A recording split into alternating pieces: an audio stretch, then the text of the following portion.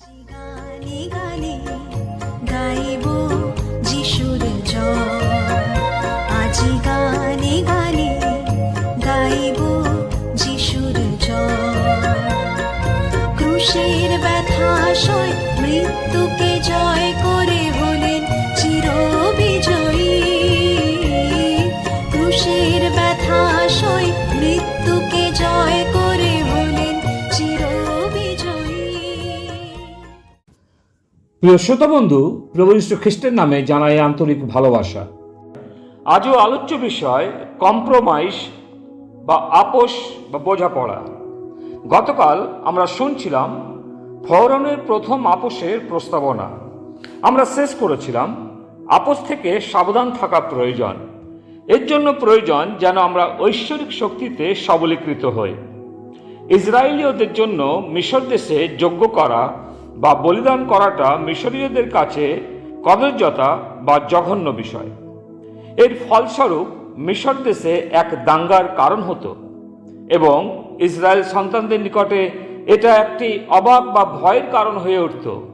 মিশরীয়দের সাক্ষাতে মেষ ও ছাগ বলিদান করাটা ভয়ঙ্কর রূপ নিতে পারত, কারণ এই দুইটা পশু মিশরীয়দের নিকটে অতি পবিত্র পশু বলে পরিচিত।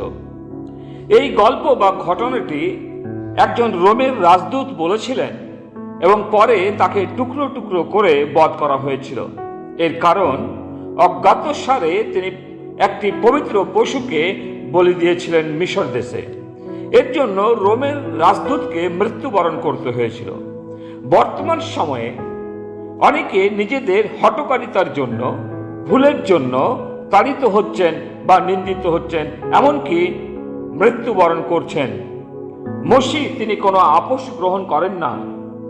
তিনি শতভাগ বাধ্যতা দাবি করেছিলেন এবং তিনি দাবি করেছেন। যখন যাত্রা পুস্তক ৮ অধ্যায় ২৫ পদে পড়ি, ফওরান মসিহ ও হারুনকে ডাকাইয়া কহিলেন, তোমরা যাও, দেশের মধ্যে তোমাদের ঈশ্বরের উদ্দেশ্যে যজ্ঞ করো। আর ২৬ পদে মসিহ কহিলেন, তাহা করা উপযুক্ত নয়, কেননা আমাদের ঈশ্বর সদাপ্রভুর উদ্দেশ্যে মিশরীয়দের ঘৃণাজনক বলিদান করিতে হইবে। দেখুন, মিশরীয়দের সাক্ষাতে তাহাদের ঘৃণাজনক বলিদান করলে তাহারা কি আমাদেরকে প্রস্তরাঘাতে বধ করিবে না? ২৭ পদে লেখা আছে, আমরা ৩ দিনের পথ প্রান্তরে গিয়া আমাদের ঈশ্বর সদাপ্রভু যে আজ্ঞা দিবেন তদনুসারে তাহার উদ্দেশ্যে যজ্ঞ করিব। প্রকৃত আরাধনা পৃথকতা দাবি করে, সমস্ত মন্দ বিষয় থেকে পৃথক, এমনকি যা কিছু ভক্তিহীন ও নিন্দাজনক তা থেকে দূরে থাকা।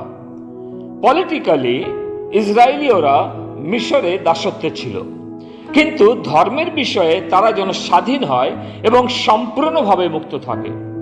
যদি ইসরায়েলীয়রা মিশরের যজ্ঞ বা বলিদান করত, তাহলে লোকেরা বলতো, আমরা নিজেদের মধ্যে কোনো পার্থক্য দেখছি না, আমাদের সকল ধর্মেই সমান, আমাদের লক্ষ্য ও বিষয়বস্তু প্রায় একই রকম, কোনো পার্থক্য নেই। বেশিরভাগ লোকেরা বর্তমানে মনে করেন সব ধর্মই ভালো, যতক্ষণ পর্যন্ত একজন তার সততার সহিত পালন করে। এটা কেবলমাত্র তখনই সম্ভব হবে প্রমাণ করা যখন আপোষবিহীন জীবনযাপন করব। বর্তমান সময় মানুষ আপোষ করাটাই বেশি পছন্দ করে, যেমন একটু ধর্ম, একটু জগৎ সংসার, একটু পাপ। আসলে এটা বাস্তব লক্ষ্য করা যায়। শয়তানও চায় একটা আপোষ বিশ্বাসীদের সাথে। জল ঢালা ধর্ম। প্রিয় বিশ্বাসী, আজ আমাদের বুঝতে হবে কেন আমরা এক আপোষের জীবন চাইছি। এর অন্যতম কারণ নিজেকে সুখী করতে চায়, নিজের স্বার্থ চেষ্টা থাকে, ইত্যাদি ইত্যাদি। প্রভু যীশু শিষ্যদের নিকটে যা চেয়েছিলেন তা ছিল, গভীর জলে নৌকা নিয়ে যাও, যতদূর সম্ভব আপোষের জীবন থেকে দূরে যাও। প্রভু যীশু শিষ্যদের শিক্ষা দিলেন এবং অন্যান্য লোকেরাও তার কথা শুনছিল। লোক 5:1-3 আমরা পড়ি, যখন লোকসমূহ তাহার উপরে চাপাচাপি করিয়া পড়িয়া ঈশ্বরের বাক্য শুনিতেছিল, তখন তিনি গিনেশরত হ্রদের কূলে দাঁড়াইয়াছিলেন। 2টি নৌকা দেখতে পেলেন, একটি সিমন পিতরের ছিল। সেই নৌকাতে উঠে বসলেন এবং 3 পদ বলে নৌকাতে উঠে স্থল থেকে একটু দূরে যাইতে পিতরকে অনুরোধ করলেন, আর তিনি নৌকাতে বসিয়া উপদেশ দিতে থাকিলেন। 4 পদে লেখা আছে, কথা শেষ করিয়া তিনি সিমনকে কহিলেন, তুমি গভীর জলে নৌকা লইয়া চলো। সমস্ত লোকদের থেকে এক পৃথক জীবন, আপোষবিহীন জীবন, যেখানে শুধু মাত্র প্রভু যিশু সঙ্গে থাকবেন। সিমন প্রভুর কথা শুনে গভীর জলে গিয়ে জাল ফেললেন এবং মাছের ঝাঁক ধরা পড়েছিল। আপোষবিহীন জীবন সবসময় সফলতা আনে, কার্যে ফল পাওয়া যায়।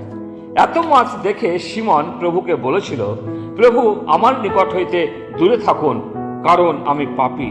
সিমন যিশুর পরাক্রম কাজ, আশ্চর্য কাজে বিশ্বাস করে বুঝল যিশুই তিনি ঈশ্বর, তাই নিজেকে পাপী বলে মেনে নিয়েছিল। অনুরূপভাবে যখন প্রভুর সাথে একাকী সময় কাটাবেন, আপনি বুঝতে পারবেন আপনার পাপ, এবং তখন যিশুর প্রভুত্বকে জীবনে মেনে নিতে পারবেন। তখনই সম্ভব হবে আপোষ থেকে দূরে সরে যাওয়া। মসিকে বলেছিলেন, তোমার পা থেকে জুতো খুলে ফেলো। মসি ঈশ্বরের সাক্ষাতে নিজের অপবিত্রতা দেখতে পেয়েছিল, তাই তিনি ঈশ্বরে বিশ্বাস করে ফোড়নের দেওয়া আপোষ তিনি মেনে নেননি। আসুন যিশুর সাথে গভীরে যায়, তার বাক্যে যায়। ঈশ্বর আমাদের নিকট মধ্যবিধ বা মাঝারি খ্রিস্টান জীবন দেখতে চান না, তিনি পূর্ণ বাধ্যতার জীবন আমাদের কাছ থেকে আশা করেন। প্রভু তিনি তার বাক্যে আমাদের আশীর্বাদ করুন। পিতা ঈশ্বর, তোমাকে ধন্যবাদ দিই, আজকে সকালেও তুমি আমাদের দেখতে সাহায্য করেছিলে প্রভু এই কম্প্রোমাইজ লাইফ। প্রভু এর থেকে আমরা শিখেছি যে তুমি চাও আমাদের কাছ থেকে শতভাগ বাধ্যতা, তুমি সেই অনুগ্রহ করো যেন আপোষ থেকে দূরে থাকি। প্রার্থনা প্রভু যিশু তোমার নামে চাই, আমেন। চিরবিজয়ী, আর ভয় নাই, ভয় নাই, খ্রিস্ট মৃত্যুঞ্জয়ী। আর ভয় নাই, ভয় নাই, খ্রিস্ট